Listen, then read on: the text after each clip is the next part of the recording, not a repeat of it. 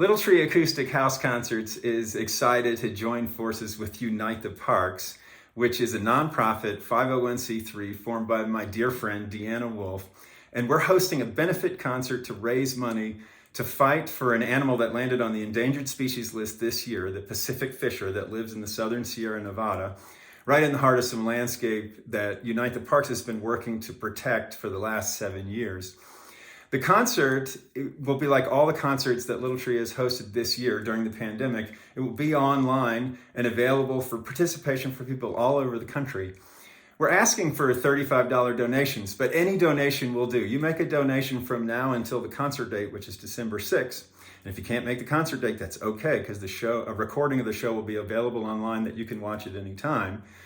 Any size donation will do. We're targeting $5,000 as what we'd like to raise for this concert. We need much more than that for the legal fight. That's just what we're putting on. What's more important than the exact amount that you donate is that you share this with your friends so they know about it. They can enjoy the concert, which will also have educational content about the Pacific Fisher and about the fight for the animal. So come on out and support that, especially your friends who are looking for tax-deductible donations, because this is a 501c3, so it serves that purpose. So some of the very best performers that we've enjoyed over the years will be participating.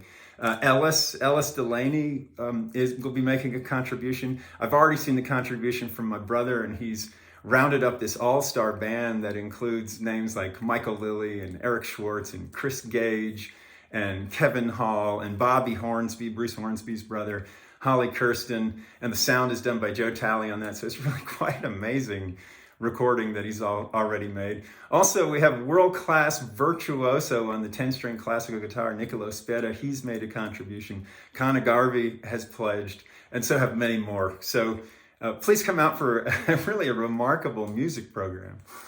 I want to tell you something about this animal. It's really quite a remarkable animal. It's a mid-sized forest carnivore. It eats things, and it's also eaten by bobcats and mountain lions and other things. So it's a tricky animal to protect. It's also tricky to get its population numbers up because it only produces less than 2 babies per litter. 1.6 is the average. So it really requires serious intervention by humans as stewards of the forest to make sure that species thrives. It used to thrive. It used to spread all over the northern United States and Canada, but was practically trapped into extinction because of its fur, its high-quality fur. It needs big trees for denning and its habitat, which puts it in conflict with humans because our timber industry wants those same big trees. It uses those to den in, so hollow dead trees, openings in live trees, even fallen dead trees, all need to stay in the forest for the animal. It also needs live, large trees to make a dense canopy. And that does things, if you protect the habitat for the fisher, you're protecting it for a lot of other animals too, because that dense tree canopy keeps the ground shaded and moist, protects it against fires, and creates a host of habitats for other animals too that the fisher needs for its own survival.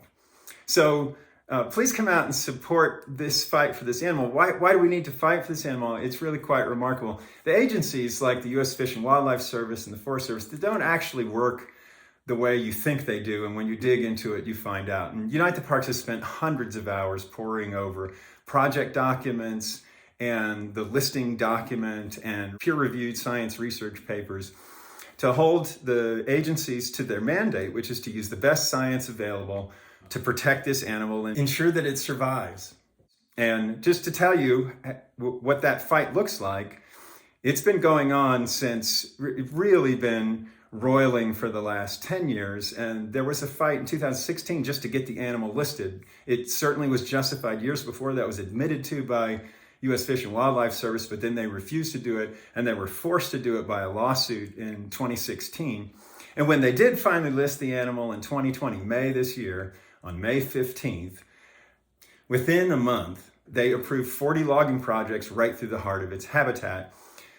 According to the peer-reviewed science, the animal's numbers are estimated to be no more than 125 to 250 individuals, which research biologists will tell you is below the threshold needed for genetic viability.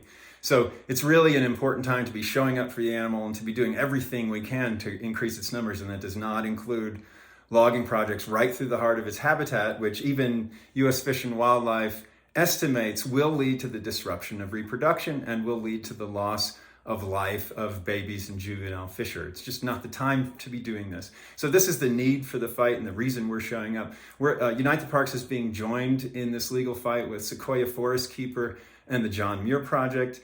And it may be the case that other groups join us to put up this fight. So if you're feeling these days, and it's easy to feel this way, like you have limited power in the world and you want to put your energy behind something positive that has an outcome that will help to create the world you want to live in, I invite you to participate in this. Donate, let your friends know, share the love on this, and let's save this animal. And in saving this animal in its habitat, we'll actually make other animals thrive in the forest. Okay, so get December 6th on your calendar, and please use a link here to go make a donation to Unite the Park so you can get information about the concert coming.